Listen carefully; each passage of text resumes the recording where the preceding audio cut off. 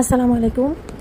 শহর থেকে যাচ্ছি গ্রামের দিকে। এখন আমরা যে জায়গাটাতে আছি, যে জায়গাটা অতিক্রম করছি, সেই জায়গাটাকে বলে রানের দিঘি। এটাকে আমরা রানের দিঘি নামেই চিনি। এটাকে রানের দিঘি বলে। এটা অনেক বড় একটা দিঘি, যেটা 3 পার দিয়ে গাড়ি করে যেতে হয়। তো যখন গাড়ি করে যাচ্ছি, এটা সৌন্দর্যটা দেখছি। এখানে অনেক মানুষ আসে বসার জন্য, দেখার জন্য, কথা বলার জন্য। তো এটা এখন বর্ষাকাল, এই জন্য দিঘিটাতে ফেনা জন্ম হয়ে গেছে। আমরা সবসময় দেখতাম যে এই দিঘির পানি অনেক সুন্দর, স্বচ্ছ, পরিষ্কার।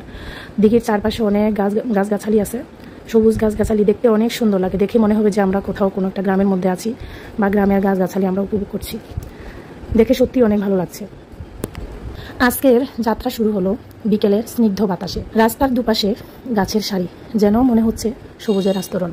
রাস্তার দুপাশে অনেক দোকান, কখনো ছায়ের কাপে ধোঁয়া উঠছে, আবার কোথাও দেখা মিলছে মানুষের হাসি মুখ।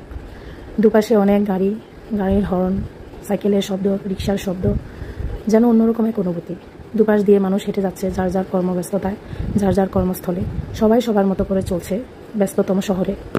মাঝে মাঝে রাস্তার ধুলোগুলো উঠছে, আবার কোথাও কোথাও মানুষের অনেক সমাগম, আবার কোথাও কোথাও রাস্তা একদম ফাঁকা। ভেসে আসছে গাড়ির শব্দ, সাইকেলের ঘন্টা। যাত্রার প্রতিটি মুহূর্ত যেন মনে করিয়ে দেয় এ পথ শুধু চলার জন্যে নয়, অনুভব করার জন্যেও। মুহূর্তে মুহূর্তে মনে হচ্ছে এই রাস্তা যত বাড়ি ফাড়ি দিচ্ছি, প্রতিবারই নতুন কিছু চোখে পড়ছে। হয়তো এটাই ভ্রমণের আসল আনন্দ। আমরা যারা গ্রামে থাকি, মাঝে মাঝে শহরে যাই। গ্রাম এবং শহরের পার্থক্যটা যখন বুঝতে পারি, যে শহর থেকে গ্রামের পার্থক্য, গ্রাম থেকে শহরের পার্থক্য অনেকটাই আছে। রাস্তার বাঁকে নতুন ছবি, পথের সুরে আনন্দ মাতে। ভ্রমণ যেন হয় আনন্দের সাথে। প্রতিটা শহরের মানুষ অনেক কর্মব্যস্ত থাকে, সবাই সবার গতিপথে ছুটে চলে। অনেক বড় বড় দোকান থাকে, দোকানে অনেক মানুষ থাকে। গাড়িতে বসে রাস্তার চারপাশটার সব কিছু সৌন্দর্য উপলব্ধি করছি। ট্রাফিক পুলিশ রাস্তার ফাঁকে তার দায়িত্ব পালন করছে। রাস্তার ধুলো আর গাছের ছায়া দূরে মিশছে আকাশের মায়ায়। পথের প্রতিটি মুহূর্ত মনে করিয়ে দেয় জীবনের সৌন্দর্য লুকায় না, সবার মাঝেই রয়।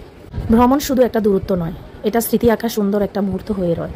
এই ভ্রমণ যতই শহর থেকে গ্রামের দিকে যাচ্ছে, শেষ প্রান্তে পৌঁছে মনে হলো এই পথ শেষ নয়, শুরু হয়